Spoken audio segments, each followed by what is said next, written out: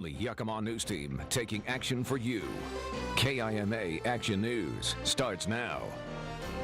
It's the first day of the fair. Will the 125th year of the Central Washington State Fair be a success? KIMA there as the gates opened and people came pouring in. A day in the classroom isn't what it used to be. High-tech devices, blended learning. KIMA looks into some of the new ways school districts are educating local kids. Police say in just 1 week there have been 6 reported auto thefts, all due to people leaving their keys in the car. Trisha McCauley spoke to Yakima PD on how it makes it easier for thieves to steal your car. As the weather begins to cool down, many of us like to warm our cars up in the morning, but Yakima police are advising against it. Police spokesperson Mike Bastinelli says leaving the keys in the car is just making it easier for car thieves. Auto thieves are looking for opportunity, and they might be walking around a neighborhood looking for an easy opportunity, and that opportunity is a car with the keys in it. Willie Edwards says he can't believe people leave their keys in the car. Doesn't seem very smart in Yakima. We seem to have a lot of thefts and a lot of problems already. People need to lock their car. Mattia Merritt says she understands people want to warm their car up in the morning, but she wouldn't leave hers unattended. But if, during the summer or during the winter when it's too hot or too cold, I'll stand by the car. I'll freeze myself instead, and then I'll get in. But, I'd rather do that than lose my car. Bastinelli says one of the problems with auto theft is that in the state of Washington, it may take 4 or 5 times before a thief will see any jail time. It would help if we had more teeth in the law to help us do our job, but we use bait cars, we use a lot of things to try to take a bite out of those numbers, but we just need people to cooperate and just not make it so easy. According to police, usually the first few times are misdemeanors because it is theft of property. In Yakima, Trisha McCauley, Action News. Yakima police have a Watch Your Car program. They say allows people to place a bumper sticker on their car, and if it's seen out by police between 1 and 5 a.m., they can stop the vehicle and verify who its owner is and who's driving it. People can finally come out to the Central Washington State Fair and enjoy all the attractions and food going on there. Our fair coverage brought to you by Treetop. The gates open today at noon with a $1 charge, sponsored by us here at KIMA. Delmy Moran is out there right now showing us what people will be able to do all along this week. So I'm here at one of the games right now. This one's called the Hoop Shot. Now, I'm trying to win one of these teddy bears, so let's see if I make it. Let's do one more shot. Well, looks like I won.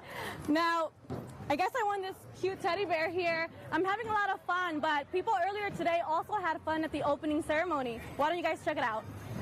Parents, kids, teenagers, and seniors all came out to experience the opening of the Central Washington State Fair. The grand opening ceremony included speeches, ribbon cutting, and greetings from animals, acrobats, and a dragon, which was popular among the kids and some of us from KIMA.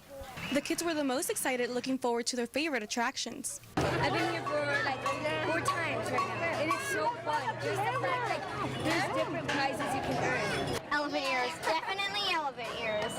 It's fun because every single time we come, it's there's so many different themes. Fairgoers quickly took in everything the fair had to offer, from the rides to the games and the food, which is the main attraction for adults.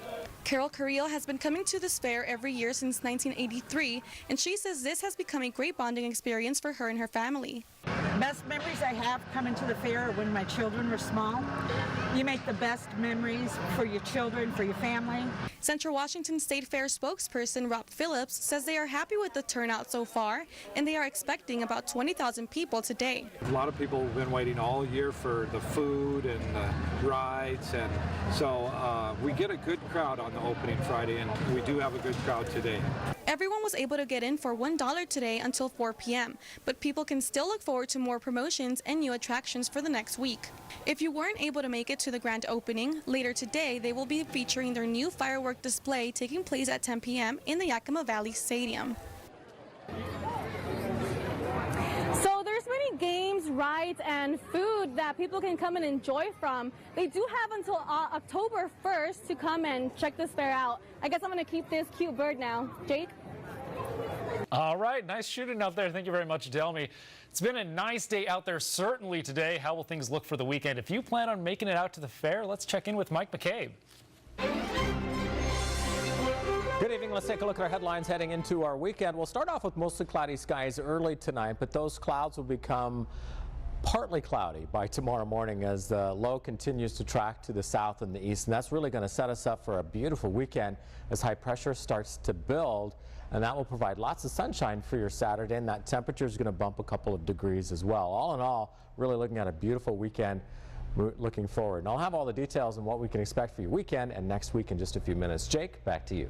All right, thanks, Mike. And when golf balls drop from the heavens around here, it's a good thing. Alan Silence is out there right now at the Elks Club golf course in Sela to explain just what's going on. Alan. Here we are at the Yakima Elks in Sela. Exciting evening for the first of Yakima. See all those balls out there on the green? Now that's not from some great golf shots. That was from the annual helicopter drop just a few moments ago. Nearly 1,000 people buying those golf balls. The balls represent those purchases. And the closest, do we have a winner, Molly? Did somebody put it in the hole? No, there was no ball. Nope, no ball in the hole, but very close, and that person wins a grand prize of $1,000, second place $500, and of course the proceeds all go to the First Tee Yakima. Great evening. We've got a great group of people out here tonight. Got the trophies for just a whole day of activities and some fun stuff, and of course all of this is for First Tee Yakima, which teaches young kids the game and of course life skills, helping them be productive people in our society. So absolutely a fun day here at the Elks, and look at all, everybody happy? Yeah! There you go, it's a party. So great times for First Tee, great times at the golf course. Back to you. All right, looks fun. Thank you very much, Alan. There's been a major shortage of teachers nationwide and especially here in Washington. Microsoft is giving local institutions millions of dollars to help out, one of them being Central Washington University. Kaylin King talked to people in the program, learned how much it means for Washington. Central Washington University has been awarded a $2.19 million grant to adopt a new model for how they train science and math teachers. Central is the only institution in the larger region to get funding for STEM teaching. And the reason that's really, really good for students is that it gives them these two career options. They can choose to go to graduate school or pursue biology longer, go to medical school, or they can choose to become a teacher. This program allows students to go out and teach kids science and math and gain experience from the very beginning. The co-director of STEM, Jenny DeShane, hopes that this program helps bring in more teachers. There are fewer people becoming science and math teachers than are leaving the field. That's been a huge problem for years, and that's actually partially why we decided to do this program, is we need to be graduating excellent teachers and more excellent science and math teachers. Bringing more diversity within the program is another goal DeShane hopes to implement. Me being a physics teacher, students seeing that I'm a woman, they'll maybe see that as, oh, well, maybe I can do something with science too, if they are also. Over the last 20 years, science and math fields in Washington State have been posted as shortage areas, but this program could potentially change that. We have teachers that are going to be coming to us from Central Washington, Eastern Washington, and Western Washington, and a few that are out of state. And so as they return to some of their hometowns to teach, I feel like we're going to fill the spectrum of teachers throughout the state of Washington for STEM. With this funding, Central says it hopes to increase the number of students who graduate, increase diversity, and have an overall better program for its students.